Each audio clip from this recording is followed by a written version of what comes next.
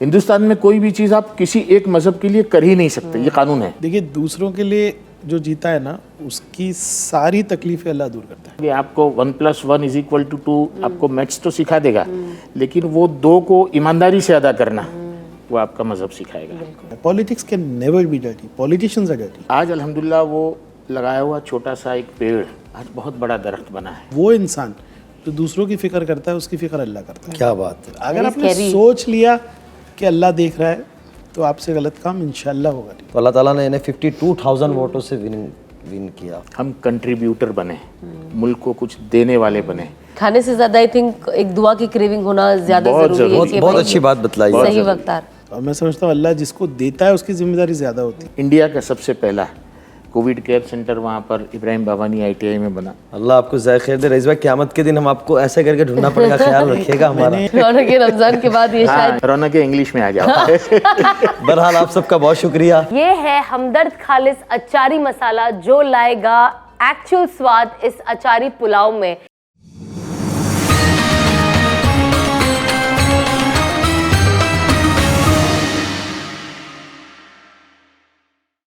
अस्सलामुअलैकुम वरहमतुल्लाहि वबरकातुहू। आप सभी को रमदान मुबारक। आप सबका दिल से इस्तकबाल है। Ahmed Al Maghribi perfumes presents रौनके रमदान पावर्ड बाय सियाफा डेट्स। हमारे देखने वाले भाई और बहनों का तहे दिल से हम खैर मकदम करते हैं। आप सबके प्यार और दुआओं का बहुत शुक्रिया जो हमारे इस शो को रोज़ाना आप लोग देख रहे हैं, पसंद कर रहे हैं, अपने तासुरात पेश कर रहे हैं। अल्लाह ताला आपकी इस मोहब्बतों की बहुत जज़ाए खैर आपको नसीब फरमाए। अल्लाह ताला आप सबसे राज़ी हो जाए। आज के एपिसोड का पैगाम है दूसरों के हुकूक अदा करना, यानी repaying the rights of others. हर इंसान को दूसरे इंसान पर एक हक होता है, इज़्ज़त का, इंसाफ का और मोहब्बत का। रमज़ान हमें ये याद दिलाता है कि सिर्फ अल्लाह के हुकूक अदा करना काफ़ी नहीं, बल्कि हमें अपने रिश्तेदारों, दोस्तों, पड़ोसियों और हर उस शख्स के हुकूक भी अदा करने चाहिए जिससे हमारा कोई ताल्लुक़ हो या ना हो। हमारे सामने आ जाए, हमें उसका हक अदा करना चाहिए। चाहे वो किसी का हक अदा करना हो, किसी से नाराज़गी हो, उससे माफ़ी मांगना हो, किसी का दिल दुखाया हो, उससे माजरत करना हो, या सिर्फ़ एक अच्छी बात कहकर किसी का दिन बेहतर बना देना हो, किसी को मुस्कुरा देना हो, ये सब हमारे ऊपर, सबके ऊपर एक ज़िम्मेदारी है। चलिए इसी रोशनी भरे गुफ्तगू का आगाज़ करते हैं। आज के हमारे मेहमान दो ऐसी शख्सियत है जो सिर्फ अपनी कामयाबी के लिए ही नहीं बल्कि समाज की भलाई के लिए भी मशहूर है। आज के हमारे पहले मेहमान मुंबई के मशहूर पॉलिटिशियन और महाराष्ट्र असेंबली के मेंबर, समाजवादी पार्टी के बेहतरीन एक नेता भी कहूँगा, एक अच्छे इंसान भी कहूँगा, जो पॉलिटिक्स तक समेत, यानी पॉलिटिक्स तक नहीं है बल्कि एक अच्छे इंसान है, एक अच्छे शहरी है, एक अच्छे मुल्क के बाशिंदे हैं और आम इंसान की तरह अपनी ज़िंदगी गुजारते हैं, हर एक के सुख दुख में साथ देते हैं। जिनकी मैं बात कर रहा हूँ वो हम सब के प्यारे भाई रईस शेख साहब हैं। आज के हमारे दूसरे मेहमान हैं एक नाम जो leadership, social impact and community development का मिसाल है। मुंबई से ताल्लुक रखने वाले गोपलानी साहब ने रियल एस्टेट इंडस्ट्री के साथ ही साथ एजुकेशन और ह्यूमैनिटेरियन एफर्ट्स में भी अपना मिसाली किरदार अदा किया है। मैं बात कर रही हूँ मोहम्मद जुबैर गोपलानी भाई की। तहे दिल से खुशामदीद कहते हैं हमारे दोनों मेहमान रईस भाई और जुबैर भाई का। तशरीफ लाइए।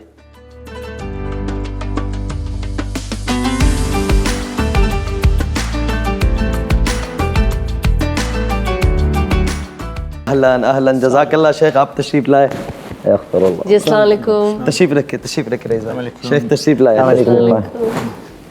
तशरीफ लाइए। अहलन अहलन, बहुत मेहरबानी जी आपकी, बहुत मेहरबानी। रईस साहब, जुबैर साहब, बहुत शुक्रिया आपका, आप तशरीफ़ लाए रमज़ान के मुबारक महीने में। रईस भाई, आप भी माशाल्लाह भिवंडी से, घर से भिवंडी टाउन से वहाँ से यहाँ, आपने बुलाया इसके लिए बहुत शुक्रिया। अल्लाह खैर। जुबैर भाई, आप भी सीधे बड़ौदा से आए, हमारे लिए प्लेजर है।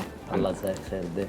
यानी आपने हमारे शो को 4 चांद लगा दिए। वाकई हम लोग सोच रहे थे कि हम कोई ऐसा सेट करें, ऐसी कोई एक मजलिस करें जिसके अंदर एजुकेशन पे भी बात हो, मेडिकल पे भी बात हो और थोड़ी सी सियासत के ऊपर। यानी मौजू तो हमारा सियासत नहीं है, लेकिन आप एक वाहिद शायद सियासतदान महाराष्ट्र में हैं जो माशाल्लाह एजुकेशन पे बड़ा ज़बरदस्त काम कर रहे हैं। शुक्रिया। तो आप लोगों का बहुत शुक्रिया फिर एक दफ़ा, अल्लाह जज़ाए खैर दे। यू नो इट्स रौनक रमज़ान और रमज़ान का पाक महीना है, तो सबसे पहले तो मैं आपसे ये कहना चाहूँगी कि ये जो हमारा शो है इसका जो पूरा spirit it's all about Ramzan. तो मुझे जानना है कि आप लोग खास तौर पे, बिकॉज आप लोग इतने बिजी होते हो, आपको तो मैं बहुत अच्छे से जानती हूँ, आपके साथ तो एक घर का रिश्ता है, तो यू नो मैंने हमेशा देखा है कि आप यहाँ वहाँ हर वक्त भागते रहते हो। तो मुझे जानना है कि आप लोग ये जो रमज़ान की पहली अहमियत क्या है, सेकंड आप इसे कैसे स्केड्यूल करते हो और फैमिली के साथ स्पेंड कर पाते भी हो कि नहीं? रमज़ान का महीने का इंतज़ार जो है ना 11 महीने से होता है जी।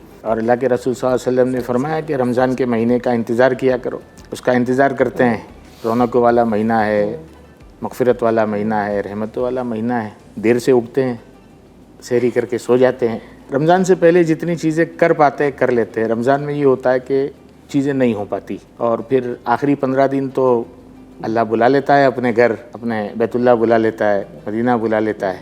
तो रमज़ान के महीने में एक आने से पहले उसके लिए एक एक्साइटमेंट होता है और इतना ज़बरदस्त एक्साइटमेंट होता है ना कि उसका इंतज़ार 15 शाबान के बाद उसकी रौनकें खुद ब खुद शुरू हो जाती हैं। सही। इस तरीके से वो, लेकिन वो कब आता है और कब चला जाता है नहीं पता चलता है। रईस भाई, ज़ुबैर भाई ने माशाल्लाह बहुत अच्छी बात बताई कि 11 महीने रहता है। यही सवाल मेरा आपसे भी रहेगा क्योंकि ज़ुबैर भाई माशाल्लाह लोगों के साथ भी जुड़े, लेकिन आपका तो बाकायदा, इसलिए मैं ये बात आपसे कहूँगा कि मैं सफ़र में था हज के बाद, मैं अल्लाह के रास्ते में वक्त लगा रहा था, मैं भिवंडी आया। तो आमतन जो आदमी जिस जगह काम कर रहा होता है ना, तो उसमें सही बात करने वाले भी होते, गलत बात, दोनों, पॉजिटिव नेगेटिव। लेकिन मुझे जितने भी मिले, यानी माशाल्लाह माशाल्लाह तबारकल्लाह, सब ने ही आपके बारे में बहुत अच्छे तासुरात बयान। तो वो कोई तो वजह होगी। और फिर आपका सफ़र भी बड़ा लंबा है कि हमें बम्बई में सबसे बड़ा मसला ये होता है, हम गुजरात से कभी आते हैं तो बम्बई पहुंच जाते हैं, लेकिन बम्बई से अपने घर या बम्बई टाउन से यहाँ आना या यहाँ से उस तरफ जाना, न्यू मुंबई भिवंडी वगैरह की तरफ, बड़ा टफ होता है। तो आप ये रमज़ान में कैसे मैनेज करते हो? फिर मैंने आपके बारे में सुना है कि हफ्ते में 2-3 दिन आप भिवंडी में देते हैं।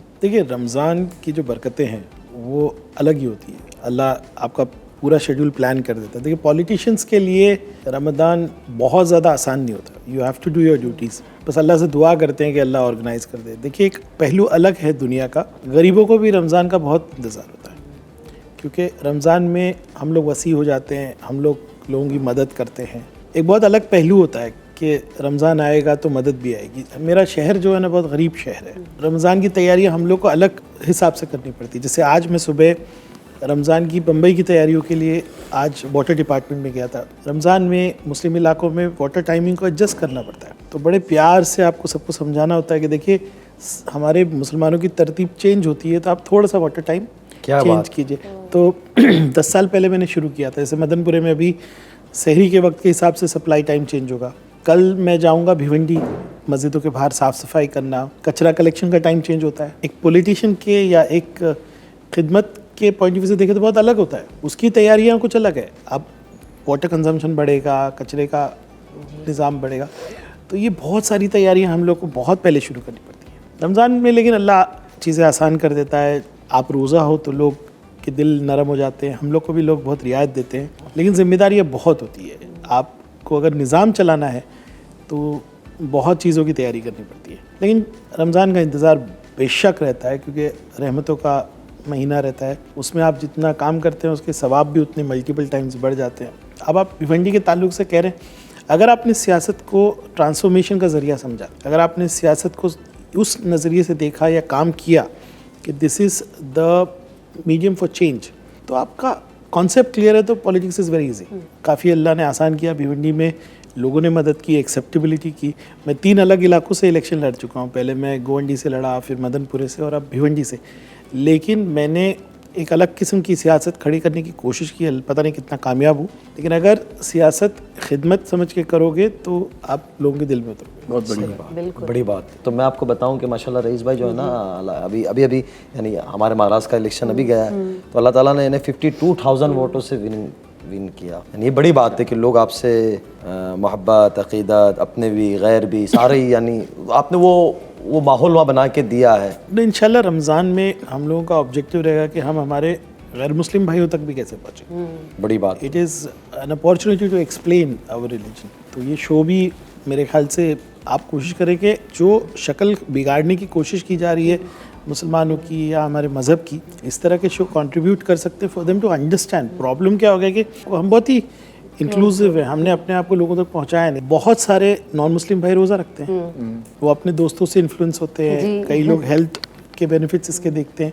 अपने कल्चर को या हमारे मज़हब में इतनी पॉजिटिविटी है, हमारा मज़हब इतना इंक्लूसिव है, इतना रिस्पेक्ट करता है हर किसी के रिलीजन को, ये बात ऐसे शोज़ के ज़रिए जाना चाहिए। आई एम श्योर भिवंडी में हम कोशिश करेंगे कि हमारे जितने नॉन मुस्लिम भाई उन तक पहुँचे। बहुत पॉजिटिव एनवायरनमेंट ला गया, वरना आज भी I take out one day कि मेरे BMC के सारे ऑफिशियल्स इफ्तार के लिए आते हैं। I spend that day with them and they look towards us with respect, क्योंकि हम इतना सेक्रीफाइस कर रहे हैं कि हम रोज़ा रखते हैं अपने मौला के लिए, अपने खुदा के लिए, इसको इबादत समझ के। तो ये पॉजिटिविटी पहुंचना चाहिए and I think your show will contribute. हमने अल्लाह ताला आपको ज़ाय खैर दे कि आपने ये हमें नसाई से नवाजा। हमने कोशिश यही की पहले दिन से कि हम इस मुल्क के लिए एक कोई ऐसा काम करके, मर तो जाना ही है, आखिरत तो हमारी है ही है, लेकिन मुल्क के एतबार से भी जब इस मुल्क में रह रहे हैं तो कोई ऐसा काम हो कि हमें लोग याद करें। तो हमने बहुत सारे भाई बहनों को ऐसे बुलाया जो नॉन मुस्लिम थे और आ भी रहे।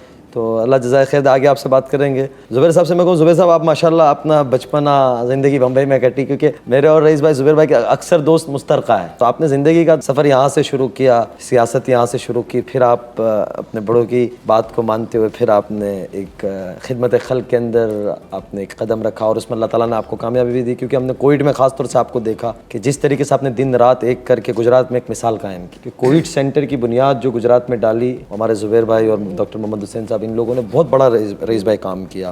तो अभी जो आपका ये हनीफा स्कूल है, ये कब से है और क्या सिस्टम, और क्योंकि आपने ऐसे इलाके में बनाया कि जो बिल्कुल बिछड़ा हुआ इलाका है। बेसिकली हम लोगों ने एक रूल बनाया है, बच्चों को स्कूल भेजो और शाम को मदरसे भेजो। स्कूल को प्रायोरिटी दी जाती है और मदरसे को 2 घंटा, मकतब को 2 घंटा, कुरान को हमने सेकेंडरी कर दिया। तो ये सोच हमारे मरहूम यूनुस भाई फजलानी की थी, अल्लाह दर्जा, कि हम एक ऐसी स्कूल बनाए जहाँ पर ये दोनों साथ में चले। हनीफा स्कूल 2005 में बनी और 2006 में यूनुस भाई अल्लाह को प्यारे हो गए, उनके बेटे फैसल भाई ने उस कारवा को आगे चलाया और आज अल्हम्दुलिल्लाह वो लगाया हुआ छोटा सा एक पेड़ आज बहुत बड़ा दरख्त बना है। दीन और दुनिया साथ में, और दीन और दुनिया इसलिए साथ में है कि इस्लाम कोई ऐसी बात नहीं करता जो दुनियावी किसी चीज़ को नुकसान पहुँचाए। आपकी रोज़मर्रा की ज़िंदगी, आप सुबह उठते हैं, आपको उठते के साथ अल्हम्दुलिल्लाह लज़ी अहियाना बादमा अमातना पढ़ना है। आप सोते हैं तो अल्लाह का नाम लेते हैं, उठते हैं तो अल्लाह का नाम लेते हैं। पूरा दिन में आप जितने काम करते हैं अल्लाह की तारीफ़ करके करते हैं, बुराई से पनाह मांगते हैं। और यूनुस भाई का ये मानना था, कुरान की उस आयत को वो बार बार इस बात पे तरजीह देते थे, कुंतुम खैरा उम्मतिन उखरिजत लिन्नास, तुम बेहतरीन उम्मत हो, तुम बेहतरीन लोग हो और लोगों को नफ़ा पहुँचाने के लिए गए। तो उन्होंने उससे पहले, वो बोरसद एक ऐसा इलाका है जो बहुत ही गरीब किस्म का और गरीब मुसलमान रहा करते थे, आज भी हैं, लेकिन आज 20 साल हो गए स्कूल को और वो चीज़ें चेंज हुई हैं। तो वो ये चाहते थे कि मैं एक ऐसी चीज़ बनाऊं जिससे वहाँ की आने वाली नस्लों को फ़ायदा हो, और वो बनी। उनको 1 साल की उनकी ज़िंदगी थी अल्लाह ने, लेकिन उनका लगाया हुआ पेड़, उसके फल आज भी हैं। वो बोरसद का छोटा सा गाँव, वहाँ से 100 से ज़्यादा बच्चे, गरीब बच्चे, पैसे वालों के नहीं, जी आज कनाडा में हैं। क्या ही बात है, आज बहुत से लड़के जो हैं यूके में फर्दर स्टडीज़। तो वो एक कोशिश है कि दीन और दुनिया दोनों साथ में चले और कामयाबी उसी में है। सिर्फ दीन पे चलोगे, आपको 1 + 1 = 2, आपको मैथ्स तो सिखा देगा, लेकिन वो 2 को ईमानदारी से अदा करना वो आपका मज़हब सिखाएगा। हम देखते हैं ना दुनिया में, हमने इंजीनियर बना लिए, अगर वो ईमानदारी से वो ब्रिज बनाने का काम नहीं कर रहा है और वो ब्रिज गिरता है और जो मौतें होती हैं, तो उसके लिए वो सिस्टम भी जिम्मेदार है जिसने इसको करप्शन सिखाया। ये सारी जो चीज़ें होती हैं, एथिकल वैल्यूज़ जो हमारे में कही जाती ना, कि अपना 100% जहाँ काम आप करते हो वो देना, तो अल्हम्दुलिल्लाह फ़र्क है, लेकिन ऐसे इदारे पूरे हिंदुस्तान में हर जगह होने चाहिए। तो आपने इतनी खूबसूरत स्कूल बनाई, वो ऐसा लगता है कि किसी बादशाह का महल है। उसके पीछे क्या है वो आप सुना भी रहे थे कि हमारे डिप्टी CM साहब, उन्होंने भी कहा कि आप इतना बड़ा कैसे बनाओगे। फिर आपने एक मिशन लेके चले थे, और क्योंकि भिवंडी आमतन देखा जाता है गुर्बत है ही है, कटा हुआ तबका है, दुनिया से भी फारिग है, दीन से भी फारिग है और एजुकेशन से तो बहुत ही दूर है। देखिए, अगर आपको सोसाइटी को चेंज करना है तो आपको इक्वालिटी लाना पड़ेगा। आज एक तबका है जो एक गरीब माँ बाप का बच्चा है, तो वो तय हो जाता है कि ये म्यूनसिपल स्कूल में पढ़ेगा, मेरी बच्ची है तो IB स्कूल में जाएगी। तो एक 2 स्पेक्ट्रम के लोग हैं, तो आप एक बहुत बड़ा डिवाइड बना रहे हो। तो मैंने एक मिशन, मुंबई में भी बहुत स्कूल्स में मैंने काम किया। हमने ये कोशिश की कि प्राइमरी एजुकेशन को आप ऊपर लाइए, वरना क्या होगा कि एक तबके का बच्चा बड़ा होकर ड्राइवर अकाउंटेंट बनेगा, दूसरे तबके का बच्चा जो है बिजनेसमैन बनेगा। हिंदुस्तान इस बुनियाद पे नहीं बना। हिंदुस्तान एक सोशलिस्ट स्टेट है। हमारे यहाँ हर बच्चे को सेम अपॉर्चुनिटी मिलना चाहिए। तो मुंबई में भी बहुत स्कूल्स हमने बनाए। आज मुंबई में जब मैं नगर सेवक बना तो करीब 2.25 लाख बच्चे कॉरपोरेशन के स्कूल में थे, आज 4,25,000 है। 8 CBSE स्कूल है, अभी हम IB स्कूल खोलने जा रहे हैं। क्या बात है। तभी हमने मुंबई पब्लिक स्कूल का कॉन्सेप्ट लाया, जिसमें मैं अकेला नहीं था, आदित्य ठाकरे वगैरह सब थे। और 98 इंग्लिश मीडियम स्कूल है। भिवंडी में गया तो कॉरपोरेशन के स्कूल की हालत ये थी कि मैं जब पहले गया, बच्चियाँ टॉयलेट के लिए घर जाती, टॉयलेट नहीं, पानी नहीं, इलेक्ट्रिसिटी नहीं, बेंचेस नहीं, बहुत ही तकलीफदेह निज़ाम था। तो सबसे पहला स्कूल हमने 22-62 मतलब बंद हो चुका था। 2000 बच्चियाँ कहाँ गई पता ही नहीं, वो बच्चे ड्रॉप आउट हुए, क्या हुआ पता नहीं। तो उसको रिकन्स्ट्रक्ट किया और अल्लाह ने बहुत मदद की। आपका इरादा अगर सही है ना, ऐसा कॉरपोरेशन जिसके पास पैसा नहीं था, गवर्नमेंट के अलग अलग डिपार्टमेंट से कैसे वैसे करके वो स्कूल बनाया। इट्स 100% डिजिटल स्कूल, क्या इट्स बात। 100% girls school.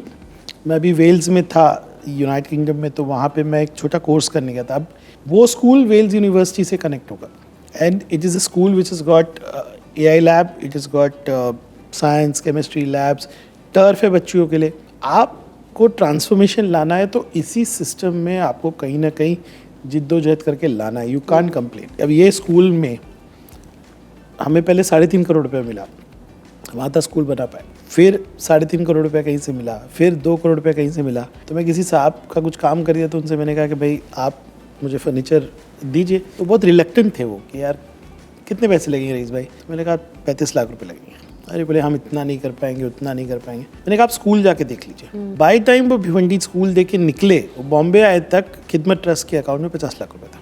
This is not 35, will pay 50 lakh. क्या बात है। सो अल्लाह जज़ाए खैर दे। If your concept is clear, अगर आप अभी वही स्कूल नहीं, 7 स्कूल हमारे डिजिटल हुए, आप एक जनरलाइज्ड क्वालिटी स्टैंडर्ड होना चाहिए। 22% is a good example. Maharashtra की first 100% digital government school, all girls है वो। क्या बात है। Education is very important. अभी आप अपने बच्चों को दुकान मकान नहीं दो चलेगा, 2 ही चीज़ दीजिए, इखलाक और तालीम। That is the core of life. नहीं, आपने जैसे बताया ना कि मकसद क्लियर होना चाहिए, साफ़ होना चाहिए, और आपने अपने आप को खपाया भी है। तो कुरान कहता है वल्लज़ीना जाहदू फ़ीना लनहदियन्नहुम सुबुलना, जो अल्लाह के भरोसे पे जद्दोजहद, मेहनत, मुजाहिदा, कुर्बानी करता है, अल्लाह उसको उसका अजर ज़रूर देते हैं। तो ज़ुबैर भाई, मैं आपसे ये अर्ज़ करूँगा कि आप माशाल्लाह या बम्बई में भी फजलानी की स्कूल जो हैं, इसके ऊपर हमें थोड़ा सा कुछ बतलाएंगे कि इस पर आप पीछे से काम भी कर रहे हैं। मैं ड्राइव कर रहा था, मेरे वालिद साहब मरहूम अल्लाह उनको जन्नत नसीब करे बाजू में बैठे थे। हम लोग JJ से गुजर रहे थे, वहाँ पर एक भटियार खाना है कोने पे। बहुत सारे लोग रईस भाई बाहर बैठे होते हैं जो खाने के लिए बैठे थे।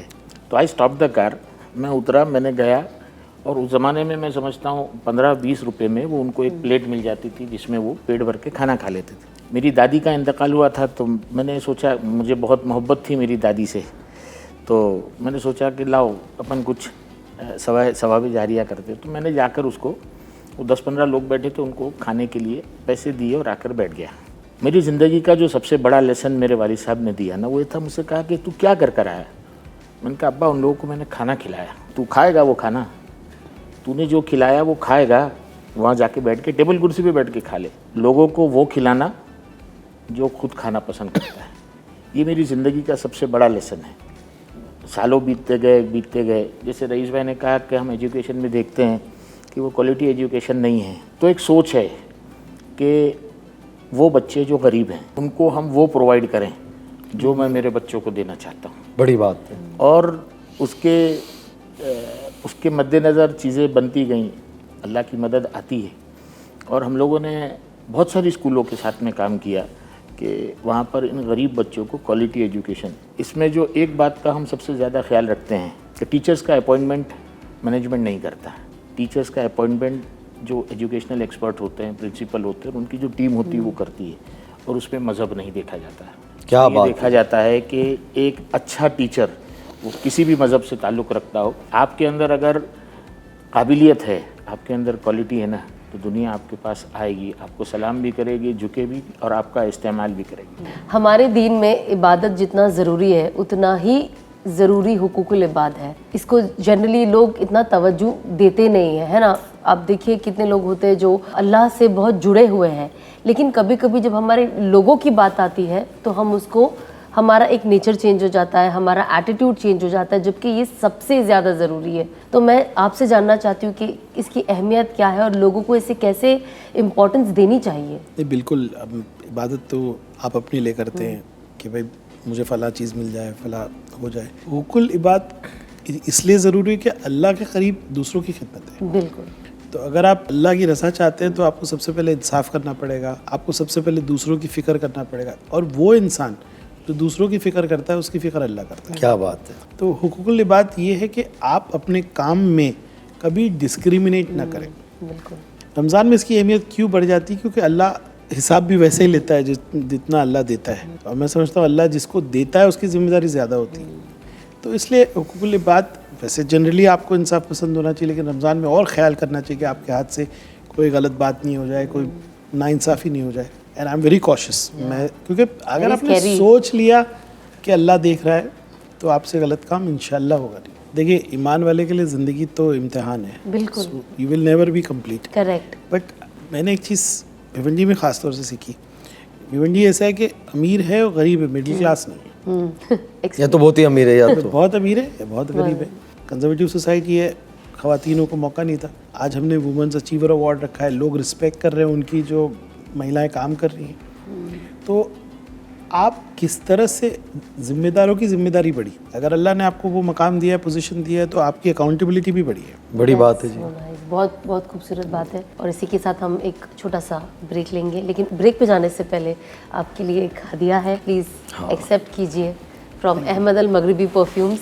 माशाल्लाह। ये रईस भाई आपके लिए है, oh, thank you so much. Ahmed Al Maghribi वालों की तरफ से। माशाल्लाह, so nice, thank you sir. बस जीसीसी का ये ब्रांड है, बहुत फेमस है। बॉक्स ही महक रहा है। हाँ जुबैर भाई, ये आपके लिए है। जज़ाकल्लाह खैर। रमज़ान में ये फ्रेग्रेंस लगाने की एक और जी, भी बात है। जज़ाकल्लाह खैर। अहमद अल मगरिबी परफ्यूम्स अब इंडिया और ग्लोबली ऑफिशियली लॉन्च हो चुका है। Link is in my description. जाइए, शॉप कीजिए and do not forget to use my discount code which is RR20, जिससे आपको मिलेगा flat 20% off. So go shop now. So see you after a short break.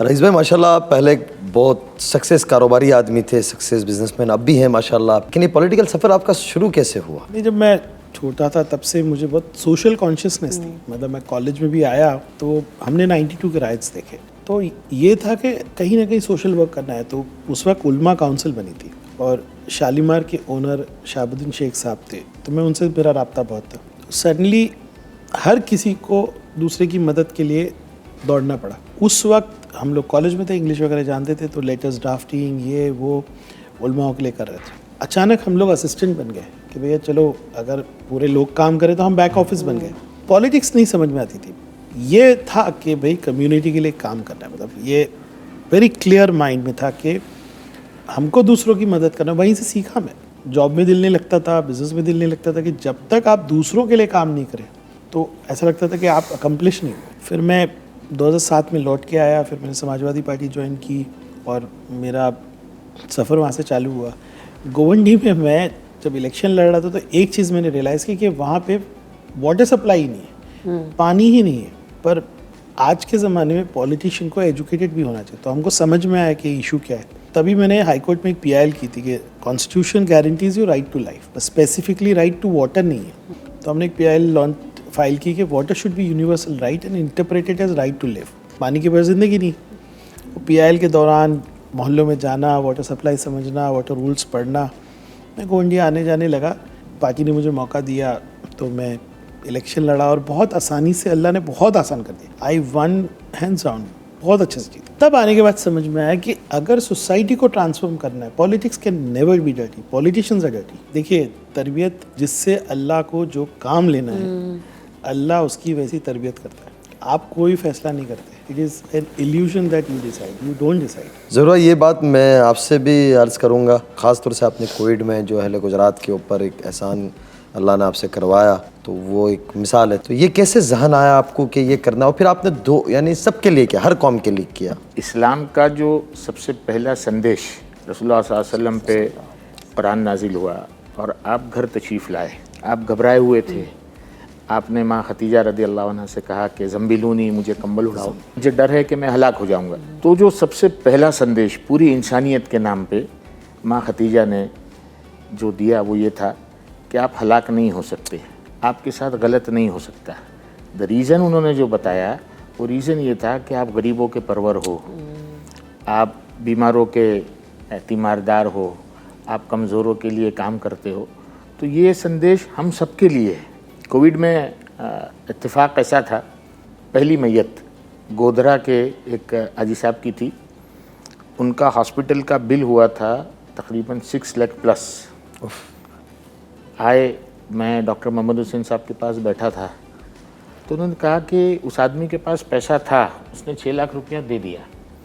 ये तो गरीबों का क्या होगा, कहाँ से लाएंगे पैसे, और अगर उनका इलाज नहीं हुआ तो क्या हो सकता है। इत्तेफाकन हमारे डॉक्टर विनोद राव साहब को OSD बना के गवर्नमेंट ऑफ गुजरात ने बड़ौदा भेजा, और उस वक्त बड़ौदा के जो मुस्लिम इलाके थे ना, वो पूरे पैक किए हुए थे और ना कोई अंदर जा सकता था, ना कोई अंदर से बाहर आ सकता था। बच्चों को दूध नहीं मिलता था, सब्ज़ी नहीं मिलती थी। मेरे पुराने ताल्लुकात थे क्योंकि वो पहले बड़ौदा के कलेक्टर और कमिश्नर रह चुके थे। मैंने उनसे बात की, मैंने कहा सर आप आए हैं, बहुत अच्छा है। हमारा पूरा ग्रुप है डॉक्टर्स का, मुस्लिम डॉक्टर्स का, तो कि डॉक्टर्स हैं, अगर आपको कोई चीज़ की ज़रूरत हो। उन्होंने 3 घंटे में फ़ोन किया कि आई नीड योर हेल्प। हम लोग डॉक्टर्स गए वहाँ पर, उनसे बात की, और उस दिन से ये काम शुरू हुआ। इंडिया का सबसे पहला कोविड केयर सेंटर वहाँ पर इब्राहिम बावानी ITI में बना। और वो भी कैसे बना कि वहाँ पर वो GMRS गोत्री में तकरीबन 200 प्लस पेशेंट्स और ऑलमोस्ट और मुस्लिम्स। तो मुझे वहाँ के मेडिकल ऑफिसर का फ़ोन आता है कि भाई ऊपर बहुत शोर है और सेंस ऑफ इनसिक्योरिटी है लोगों को। वो चलता था ना, वो थूक रहे हैं, ये कर रहे हैं, वो कर रहे हैं। और फिर वो उस वक्त जो सोशल मीडिया पे आता था कि लिफ्ट के बटन को हाथ लगा दिया तो वो पूरा आ रहा है। तो एक डर का माहौल था। कोई आप लोगों में से जाके उनको काउंसिल करेगा तो doctor Mohammad Hussain, doctor Altaf Mansuri, doctor Shoaib Mukadam वाला, डॉक्टर शाहिद मिर्ज़ा, ये लोग गए वहाँ पर हॉस्पिटल में। मैं नीचे खड़े खड़े इंतज़ार कर रहा हूँ। वो लोग आए तो सबके चेहरे के जो है ना होश उड़े हुए थे। मैंने कहा डॉक्टर साहब, बोले पीने को पानी नहीं है, इतनी बुरी हालत, कपड़ों के होश नहीं है। तो हम लोग ने गाड़ी में बैठ के डॉक्टर विनोद राव साहब को फ़ोन किया कि सर ऐसा। उन्होंने फ़ौरन पानी का इंतज़ाम कराया। उन्होंने पूछा इसका रास्ता क्या। तो डॉक्टर मोहम्मद हुसैन साहब ने कहा कि कहीं हॉस्टल अगर कोई हो तो हम इन पेशेंट्स को जो एसिम्टमेटिक हैं, मतलब जिनको दिखता नहीं है कोविड है और कोविड है उनको, तो उन लोगों को हम लोगों ने इब्राहिम बावानी में शिफ्ट किया और पहला हिंदुस्तान का कोविड केयर सेंटर बना। और एक साथ 45 पेशेंट्स जो हैं वो पॉजिटिव से नेगेटिव होके निकले। और it was huge news item across the world के इतना सारा। तो वो फिर वो चलता गया, बनता गया, होता गया। सबसे ज़्यादा इसमें पैसा जो गया ना लोगों का, वो सिटी स्कैन में गया। उस वक्त जो सिटी स्कैन करते थे ना, एब्जॉर्बिडेंट अमाउंट लेते थे। तो हम लोगों ने सोचा कि कुछ ऐसा किया जाए कि आज भी आप 500 रुपये में सिटी स्कैन करा लो। आप MRI जो है, आज हमारे पास एशिया का दूसरा मशीन है, एक साउथ में, दूसरा मशीन है जो लेटेस्ट टेक्नोलॉजी है। 1200-1500 में आपका MRI हो जाता है। ऐसे कितने का होता है ये? आपका वैसे 7,500, 8,000 से लेकर 55,000 तक जाता है। तो वो चीज़ें होती हैं। और इसके अलावा डिजिटल एक्सरे 100 रुपये, 125 रुपये में कौन तुमको एक्सरे कर। सबके लिए ये सब सीधी बात है। हिंदुस्तान में कोई भी चीज़ आप किसी एक मज़हब के लिए कर ही नहीं सकते, ये कानून है। मेरी ज़िंदगी में याद है मुझे कि एक पेशेंट को एम्बुलेंस में लेके मैं फ़ोन पे हूँ और एम्बुलेंस 14 घंटा घूम रही थी। I didn't have a dialysis centre, और 14 घंटे के अंदर हमने KEM में dialysis for positive patient setup किया। विद इन 14 आवर्स हम लोग सिर्फ 4 घंटा सोते थे। मैं सोफे पे सोता था, डर लगता था किसी का फ़ोन आ जाएगा। एक पेशेंट को हम कॉन्फ्रेंस पे, डॉक्टर यासीन भिवंडी से कॉन्फ्रेंस पे रहे, और अपनी सांस ले रहा है और he could not make it. उसको बोलना पड़ा था कि नहीं तू है। बहुत कोविड में बहुत तकलीफ थी। अल्लाह जज़ाए खैर दे। जिस तरह से मैंने अर्ज़ किया कि अल्लाह ताला आप लोगों की ज़िंदगी में बरकत दे और अल्लाह ताला हमारे मुल्क की भी हिफाजत फरमाए और पूरी दुनिया की। बस क़यामत में गवाही दे देना अल्लाह के पास। नहीं, वो गवाही तो हम जैसे कितने देंगे। रईस भाई, आप माशाल्लाह एक खूबसूरत हीरा है। बातें बहुत करनी है, वक्त की किल्लत है, तो मैं बस यही कहूँगा कि हमारे देखने वाले, मोहब्बत करने वालों को कोई एक ऐसा पैगाम दे दें नौजवानों को जो अपनी ज़िंदगी में वो बांधे। देखिए, दूसरों के लिए जो जीता है ना, उसकी सारी तकलीफ़ें अल्लाह दूर करता है। तो हम लोग अच्छा ही फैलाए, दीन अच्छाई से फैलेगा। और सबसे बड़ी बात है कि हमारी जो इमेज ख़राब की जा रही है, हम लोग को रोल मॉडल्स बनना चाहिए। हमारी बच्चियाँ जब सफ़र करें, बहुत तकलीफ़ें आएंगी, लेट्स बी प्रिपेयर्ड। जब काम करते हैं, कारोबार करते हैं, पॉलिटिक्स करते हैं, बिजनेस करते हैं, be a good Muslim, be a good Indian, और ये व्हील फिर से चलेगा, हमारी अच्छाई फैलेगी तो बुराई खत्म होगी। तो let's use Ramzan as a month to you know change, connect. अपने घर में लोगों को इनवाइट कीजिए, बताइए कि इस्लाम क्या है, हम किस पर्पज़ के लिए जीते हैं। हमारी कम्युनिटी भी वैसी है कि हम सबके लिए काम करना चाहते हैं। मैं ये बात हज़रत आपको कहूँगा, लेकिन इसको थोड़ा सा बदलते हुए तो आपको ऐसा एक पैगाम बतलाएं कि जो औलाद की तरबियत में बहुत माने रखता है, क्योंकि हमारे भी 2 बच्चे हैं। रमज़ान का महीना जो है ना, वो देने वाला महीना है। आप औलाद की तरबियत की बात कर रहे हो तो उस पर से मुझे ये ध्यान आता है कि वेकेशन हो गया है, बहुत से माँ बाप ऐसे होंगे जिनकी फ़ीस स्कूल में पेंडिंग होगी। मैं इस प्रोग्राम के ज़रिए से एक आह्वान करना चाहता हूँ, एक दरख्वास्त करना चाहता हूँ कि अपने इलाके में रहने वाले खामोशी से उनके घर जाओ, पूछो और चुपचाप जाके उनकी स्कूलों में उनकी पेंडिंग फ़ीस भर दो। बहुत बड़ा एहसान होगा उम्मत पे। थोड़ी बहुत जो नफ़रतों की हवाएं फैलाने की कोशिश होती है, अल्लाह उनको सही समझ दे, अल्लाह उनको हिदायत दे। ख़ास करके इस मुल्क के मुसलमान हम कंट्रीब्यूटर बने, मुल्क को कुछ देने वाले बने, और हमारा कंट्रीब्यूशन होगा ना, कोई याद रखे न रखे, आपको रात को नींद आएगी अच्छी कि मैंने अपने मुल्क के लिए, इस मिट्टी के लिए कुछ कंट्रीब्यूट किया। बहुत सही बात की, बहुत सही बात की। नहीं, जैसे कि मैंने तो आप लोगों से पहले ही पूछा कि आप लोगों का स्केड्यूल वैसे ही इतना बिजी होता है, तो रमज़ान आप कैसे बिताते हो? आप लोगों ने सब ऑलरेडी आई थिंक मैंने सुन लिया, तो मैं अभी आप लोगों के साथ एक छोटा सा रमज़ान रैपिड फायर कर लूँगी।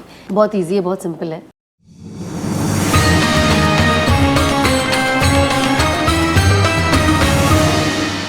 आपके लिए पहला, सहरी या इफ्तारी किस वक्त? सीधा आगे क्वेश्चन है। बहुत खाना सीधा यही खाना पसंद है। सहरी बहुत लाइट होती है, कान इन द मॉर्निंग। रोज़ा रखने के बाद सबसे अजीब क्रेविंग क्या होती है, अगर होती है तो? लालच ये होती है कि वक्त आ जाए इफ्तार का, मांग लो। बच्चों को ईदी का इंतजार होता है ना कि ईद का दिन होगा, कुछ मिलेगा। मगरिब के वक्त मांग लो, अल्लाह कहता है कि मैं कबूल करूँगा। उसको रमज़ान के इफ्तार के वक्त मुँह की बदबू बहुत पसंद है, और कहता है कि मैं नहीं लौटाऊंगा खाली। मांगो ना, आज हम मांगते ही नहीं। करेक्ट। जिससे मांगना है उससे नहीं मांगते। तो इंतज़ार होता है कि इफ्तार का वक्त आए, 10-15 मिनट पहले बैठकर कुछ मांग लें। वो एक लालच होती है। करेक्ट। कि ये चीज़ खाने से ज़्यादा आई थिंक एक दुआ की क्रेविंग होना ज़्यादा ज़रूरी है। बहुत अच्छी बात बतलाई। सही वक्त। घर का बना खाना या इफ्तार बाहर की treats? I'll be very honest, combination. किसी दिन अगर आपको बहुत भूख लगती है तो आप अपने आप को डिस्ट्रैक्ट कैसे करते हो? सो जाते हैं, बिल्कुल सो जाओ। सबसे सिंपल, क्योंकि भूख ऐसी है ना कि फिर उससे गुस्सा आता है। कोई अगर आपसे कुछ पूछने आया तो उसकी जान पे जाने को सो जाओ चुपचाप। That is the only way to distract, और कुछ कर भी नहीं सकते आप। रमजान का एक सबक जो हर किसी को अपनी लाइफ में फॉलो करना चाहिए? देखिए, रमज़ान में हम लोग कोशिश करते हैं कि दूसरों के लिए खाना वाना बनाए। That we should keep the practice, continue, है ना? मैं भी वही सोच रहा था। अगर एक वर्ड में आपको रमजान डिस्क्राइब करना हो तो कैसे करोगे? It's very tough. रहमत। रहमत वाला। जैसे कि हम सब जानते हैं रमज़ान का जब दस्तरखान, क्योंकि हमने खाने की बात की है और भूख प्यास की बहुत बात हुई है, तो जाहिर सी बात है रमज़ान की जो इफ्तार की जो सबसे मेन चीज़ होती है हमारी, दैट इज़ खजूर। तो हमारे पास एक छोटा सा हैम्पर है सियाफा की तरफ से आपके लिए, आपके रईस भाई आगे के रमज़ान के लिए। रमज़ान का कोटा आ गया। जी जी जी, थैंक यू शेख, ये आपके लिए भी है। जज़ाकल्लाह सब, बहुत बहुत जज़ाकल्लाह। अल्लाह यकरम, अल्लाह यकरम, तशरीफ रखें। इसे एंजॉय कीजिए, बहुत प्रीमियम डेट्स हैं इनके पास, बहुत वैरायटी है डेट्स की जी। दियाफा डेट्स का बहुत बड़ा रेंज है इनके खजूरों का। चॉकलेट खजूर है, आजवा खजूर है और बहुत बहुत बड़ी वैरायटी है जो मैं अभी आपको यहाँ बता नहीं सकती हूँ। तो लिंक मेरे डिस्क्रिप्शन पे है एंड जाइए आप शॉप कीजिए and do not forget to use my discount code which is SANA10, जिससे आपको मिलेगा फ्लैट 10% ऑफ। सो जाइए और शॉपिंग कीजिए। ये माशाल्लाह रईस भाई आपके लिए इवोरिया वालों की तरफ से आप तशरीफ रखें। ये नया ब्रांड प्रोडक्ट है। हाँ, क्लियर रोड का भी नया इनका ब्रांड शुरू हो रहा है। यही करेंगे Yes. जी जी जी, वहीं से ज़रूर भाई केक, आपके लिए ब्रेड। भाई सेवा से शुरू कर रहा है। इंशाअल्लाह अल्लाह उनको खूब बरकत दे। आमीन आमीन। तो एक दफ़ा आप लोगों का बहुत शुक्रिया, आप तशरीफ लाएं। अल्लाह ताला आपको Nice experience. इसका Faraz, also बेहतरीन there's so बदला much I've they learned from you. और हमारे शो के लिए भी दुआ करिएगा। इस प्रोग्राम के लिए इन्होंने बड़ी मेहनत की है। नहीं, एक अच्छा आइडिया है, एक ये चीज़ों की ज़रूरत थी, जी। लोगों को पता चले कि रमज़ान में खाली सिर्फ खाना नहीं होता है, इसकी जो रौनकें हैं अल्लाह करे इसके ज़रिए से आप वो रौनक पहुंचा सके। वेल ये सब तो जा रहा है, बट आप लोगों को मेरे साथ किचन में आना है, बिकॉज आई एम श्योर आप लोग वेट कर रहे हो ना आज की नई इफ्तार डिश के लिए। सो लेट्स गो, ये अपने घर और आप सब मेरे साथ किचन में। चले भाई, शुक्रिया।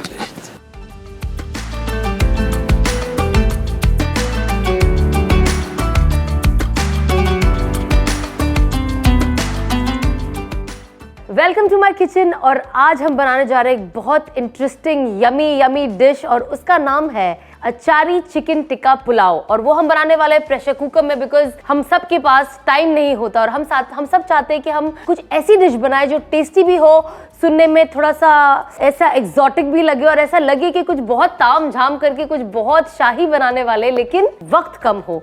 तो सबसे इंपॉर्टेंट है कि हम पहले इस चिकन को मैरिनेट करें। अब इस चिकन को मैरिनेट करने के लिए मैं पहले डालूंगी दही, इसके बाद दूसरा है जिंजर गार्लिक पेस्ट और मैं यूज कर रही हूं हमदर्द का जिंजर गार्लिक पेस्ट। और ये है सबसे इंपॉर्टेंट मसाला, so let me show you the masala. ये है हमदर्द खालिस अचारी मसाला जो लाएगा एक्चुअल स्वाद इस अचारी पुलाव में। इसके बिना तो हम बना ही नहीं सकते। और जैसे कि हम सब जानते हैं कि जो इनके मसाले होते हैं ना वो बहुत ऑथेंटिक होते हैं, इनका फ्लेवर बहुत अच्छा होता है। मैंने आपको पहले ही बताया शायद Hamdard is here since last 100 years। तो आप इस ब्रांड पे आंख बंद करके भरोसा कर सकते हो और अपने खाने के डिशेस में इसे दिल खोल के यूज करें। और ये ध्यान में रखिए कि ये इसका जो रिजल्ट होगा ना वो अमेजिंग होगा, जैसे आप चाहते हो, चाहे वो टेस्ट हो, चाहे वो जो फ्लेवर्स इसके अंदर हो, तो ये आपको एकदम इनके मसालों में परफेक्ट मिलेगा। अब डालते हैं थोड़ा सा नमक और उसके बाद इसे करेंगे मिक्स।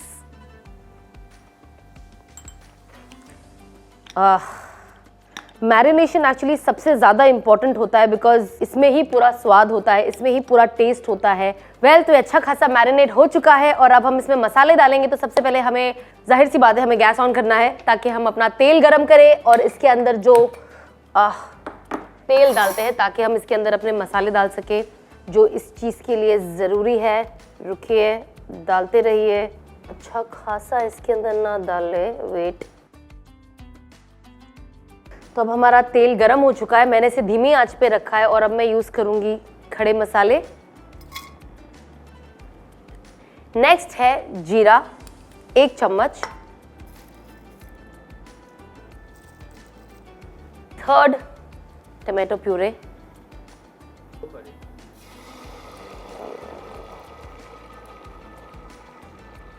एंड लास्ट थोड़ा सा हल्दी। That's it. और अब हम इसे अच्छे से मिक्स कर ले ताकि सारे मसाले इसके अंदर अच्छे से मिक्स हो जाए। And yes, by the way जितने भी मसाले हैं मैंने हमदर्द के यूज करे हैं। अब हम डालेंगे हमारा मैरिनेटेड चिकन इसके अंदर।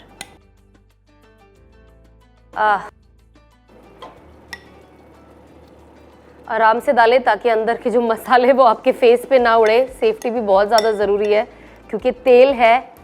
यस, ये मैंने डाल दिया अब सब। ओके, तो गैस को मैंने थोड़ा फास्ट कर दिया है। इतनी अच्छी अचारी खुशबू आ रही है कि घर वाले बेडरूम से चिल्ला चिल्ला के पूछेंगे कि क्या बना रहे हो और कौन से मसाले डाल रहे हो। और अब इसमें मैं डालती हूँ कटी हुई हरी मिर्च।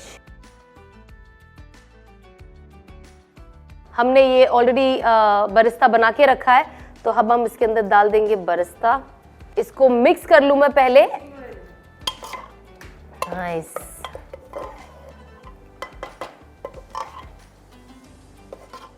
तो अब हम डालते हैं इसके अंदर राइस। और जो मैं यहाँ पे जितने इंटरेस्ट के साथ कुक कर रही हूँ आपको बताने के लिए, आप सब लोगों को, मेरे घर वाले, मुझे डर लगता है कि ये एपिसोड्स देखकर ये एक्सपेक्ट ना करे कि मैं रोज इन्हें भी बना के खिलाऊंगी। और बाय द वे ये मैंने सोक्ड राइस लिए थे, ये ऑलरेडी 1 घंटा इसे हमने सोक किया था ताकि ये जल्दी बन जाए।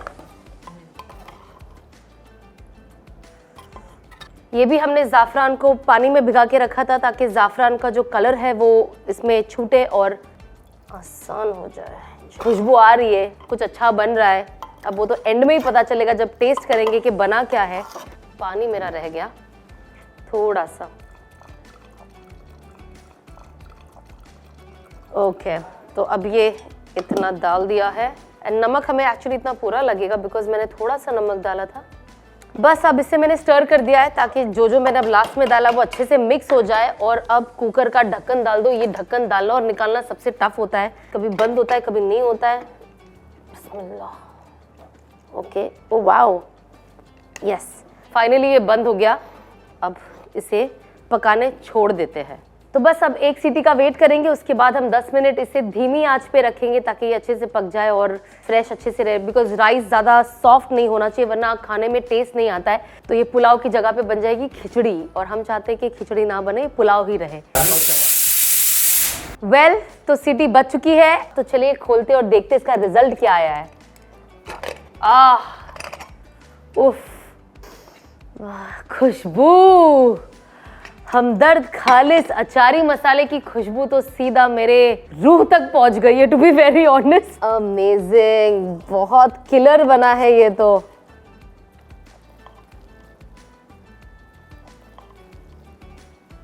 सो चलो, let me serve this for you all. और आप जरा देखें भी कि ये दिखने में भी कैसा लगता है। निकालते हैं इसमें। उफ, माइंड ब्लोइंग, खतरनाक बना है।